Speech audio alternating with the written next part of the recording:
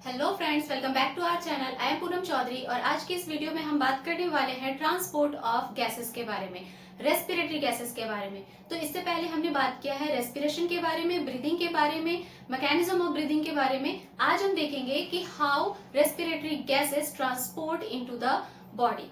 Okay, तो सबसे पहले ये मैंने एक ट्रांसपोर्ट सिस्टम बनाया हुआ है अपने बॉडी का, जिससे कि हम समझेंगे कि गैसेस जो है वो कैसे ट्रांसपोर्ट करती हैं हमारे बॉडी में।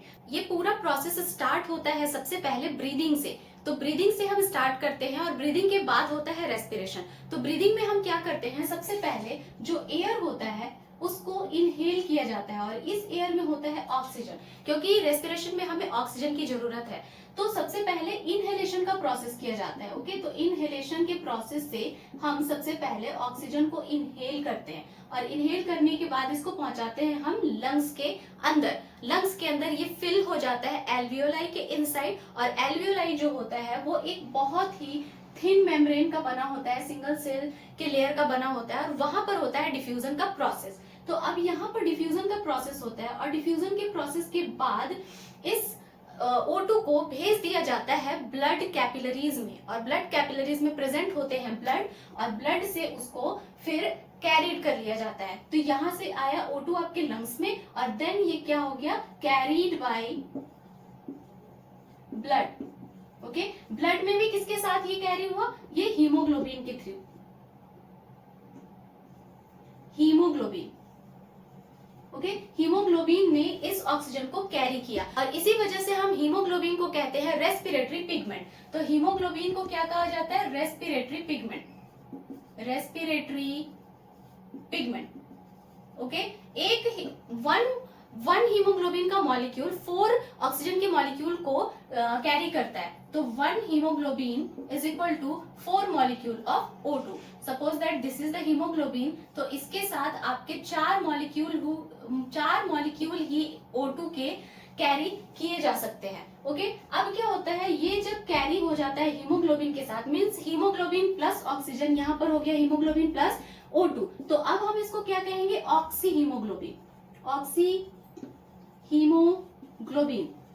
तो ये हीमोग्लोबिन ऑक्सी हीमोग्लोबिन के फॉर्म में फिर पूरे बॉडी में ट्रांसपोर्ट किया जाएगा ब्लड के थ्रू। तो आपका ब्लड पूरे बॉडी में सर्कुलेट करता है, तो फिर यही ब्लड क्या हो जाएगा, ये पूरे बॉडी में सर्कुलेट करेगा। Means transportation of O2 through the blood,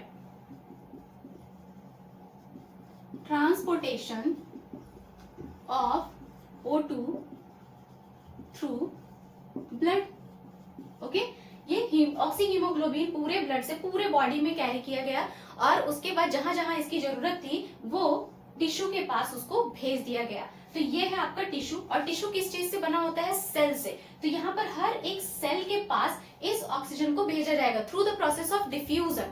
okay, तो यहाँ पर डिफ्यूजन के प्रोसेस से सेल के अंदर ऑक्सीजन को भेजा जाएगा। तो यहाँ पर क्या हो गया, अब यहाँ पर हो जाएगा diffusion, diffusion of O2 into the tissue। Okay, into the tissue। अब टिश्यू के अंदर हर एक सेल के अंदर क्या प्रेजेंट है, रेस्पिरेशन में हमें क्या करना है, ग्लूकोज को ब्रेक करना है। तो यहाँ पर होगा आपका रेस्पिरेशन का प्रोसेस। अब रेस्पिरेशन के प्रोसेस में क्या होता है, रेस्पिरेशन के प्रोसेस में यहाँ पर आपका प्रेजेंट है ग्लूकोज।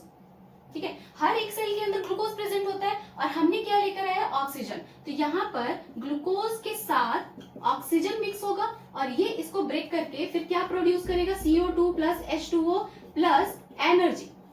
ओके, तो हमारा एनर्जी बन गया, और एनर्जी के साथ साथ हमारे पास क्या बना है, CO2। अब इस CO2 को हमें बॉडी से बाहर भेजना है।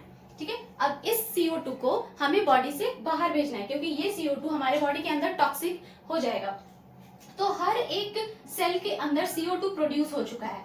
ओके, हर एक सेल के अंदर CO2 प्रोड्यूस हो चुका है। तो इस CO2 को फिर क्या किया जाएगा, इस CO2 को भी डिफ्यूजन के प्रोसेस से ब्लड में भेजा जाएगा। ओके, तो यहां भी हो जाएगा diffusion of CO2 into blood. अब ब्लड क्या करेगा, ब्लड ने O2 को तो दे दिया था, अब CO2 को लेकर वो वापस जाएगा। ओके, अब इसने CO2 को लिया, transport of CO2 through blood। Okay, CO2 भी हीमोग्लोबिन के साथ जाता है और कुछ CO2 जो होते हैं वो आपके प्लाज्मा में वाटर के साथ मिक्स होकर फिर जाते हैं। तो उसके बाद ये क्या हो गया, ट्रांसपोर्ट हो गया आपके बॉडी में, इसका ये है चल रहा है ये रास्ता, ठीक है, ये ट्रांसपोर्ट हो गया। ट्रांसपोर्ट होने के बाद फिर से यहाँ ब्लड कैपिलरीज से इसको फिर कहाँ, लंग्स के पास वापस से डिफ्यूज कर दिया जाएगा। ओके, तो diffusion into the lungs, diffusion of CO2 into lungs.